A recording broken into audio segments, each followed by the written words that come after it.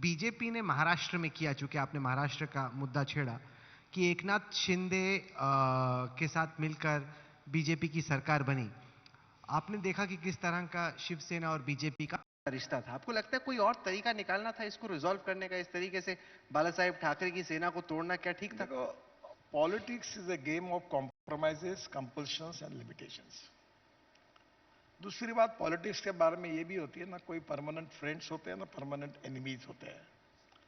Obviously समय के अनुसार कभी कभी परिस्थितियां बदलती है। अब मैं तो महाराष्ट्र के राजनीति से ज्यादा संबंधित नहीं हूं, पर एक बात जरूर है कि जो अटल बिहारी वाजपेयी जी ने हमको बताया था, और विशेष रूप से मैं एक नसीबवान हूं कि जिसके ऊपर बाला साहेब ठाकरे जी का बहुत प्रेम था, पुत्रवत प्रेम था। और मुझे याद है कि जब उनको ब्रिज पर फोटो निकालना था तो राज ठाकरे उनके ऊपर एक पूरे फोटो की किताब निकाल रहे थे। तो उन्होंने कहा कि ये ब्रिज पर मैं राज उसी समय खड़ा रहूंगा जब नितिन आएगा। मैं नागपुर से आया, ये माहिम के ब्रिज के ऊपर समुद्र के पास खड़ा रहा, तो बाला साहब ने मेरे साथ फोटो निकाला। तो ये संबंध है। अब चुनाव की तालमेल में कभी अलायंस में कभी कम ज्यादा होते रहता है, वो चलता रहेगा। भविष्य में क्या लिखा है किसी को पता नहीं है। परिस्थितियां हैं, उनकी अपनी कुछ अड़चने हैं, राजनीति की अपनी मर्यादा है। अब महाराष्ट्र के राजनीति में मैं एक ऐसा नसीबवान नेता हूं, ऑल पार्टी मेरे लिए कभी भी सब अच्छे ही बोलते हैं और मेरे साथ अच्छे संबंध है। मैं बीजेपी का हूं, मेरा कन्विक्शन पक्का है। अब इसके बाद इस बार इस राजनीति में जो कुछ चल रहा है उसमें मैं कोई टिप्पणी करना नहीं चाहता। ये तो यहाँ के स्थानिक जो लोग कर रहे वही बता पाएंगे कि इसके डिटेल्स में क्यों हुआ, क्या हुआ, किस कारण हुआ। पर आपने कहा कि होता रहता है, तो आपको उम्मीद है कि आगे चल के कभी हो सकता है कि शिवसेना बीजेपी से वापस आ जाए, क्योंकि नेचुरल एला है? देखिए, ऐसा मुझे कुछ कहना नहीं है, ना मेरे को कोई प्रतिक्रिया है, ना मैं आपको कोई न्यूज देने वाला हूं। मेरा कहना इतना ही है कि अब महाराष्ट्र के राजनीति के डिटेल्स चाहिए तो देवेंद्र जी कल आने वाले आपके यहाँ, वो आपको पूरी चर्चा करिए, वो पूरा बता पाएंगे। तो बड़ा बच बच के बैटिंग कर रहे हैं आप। हाँ, बड़ा बच बच के बैटिंग कर रहे हैं। नहीं नहीं जी, मैं तो वनडे क्रिकेट वाला प्लेयर हूं। मेरा जिस विषय के साथ संबंध है, आप वाइड बॉल डाल रहे हो तो मैं बीच में बैट डाल के क्यों कैच आउट हूं?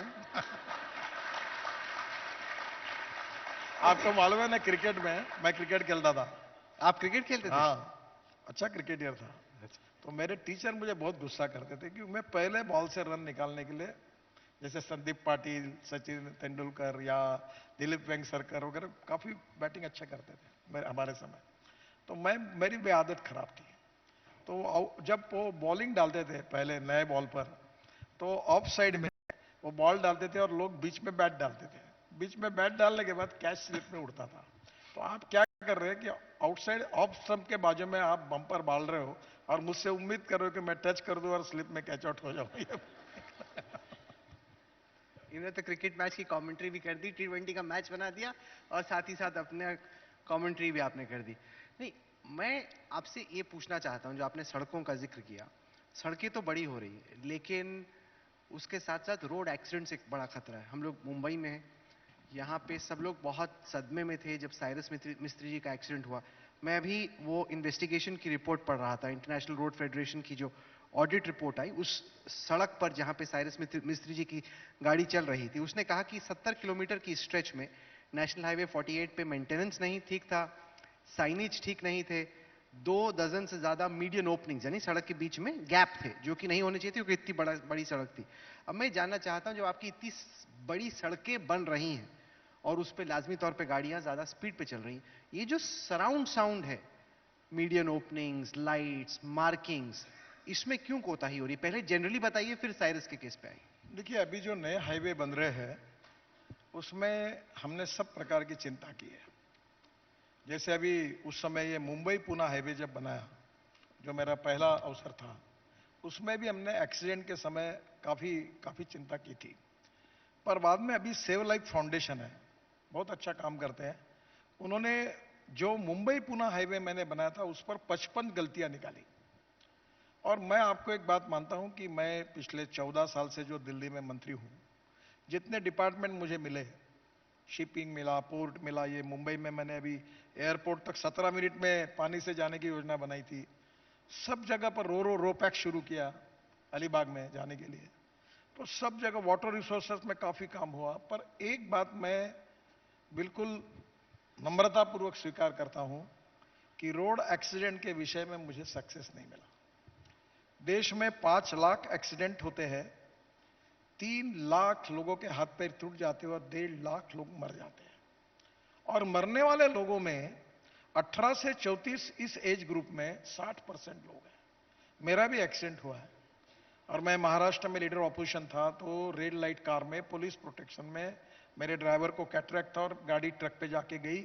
मैं, मेरी पत्नी, मेरी लड़की, बहुत बड़ा एक्सीडेंट हुआ। तो मैं इससे बहुत ही व्यथित हूं, पर इसमें आपका भी सहयोग चाहिए।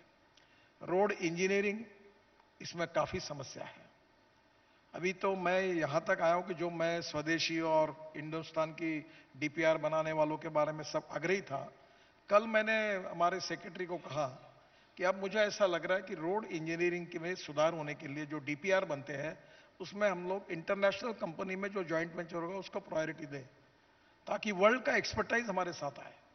और ये बात जरूर है कि अभी मैं 4 दिन 5 दिन पहले आईआईटी आया था मुंबई भाषण देने के लिए।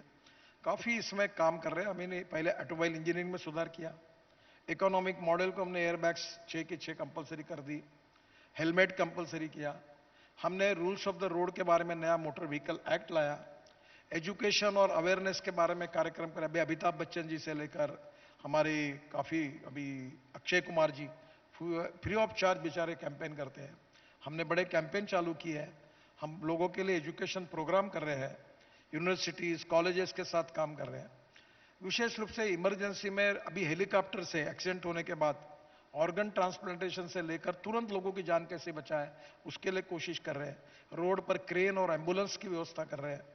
और एक बात जरूर है कि फिर लोगों के सहयोग के बिना नहीं हो पाएगा।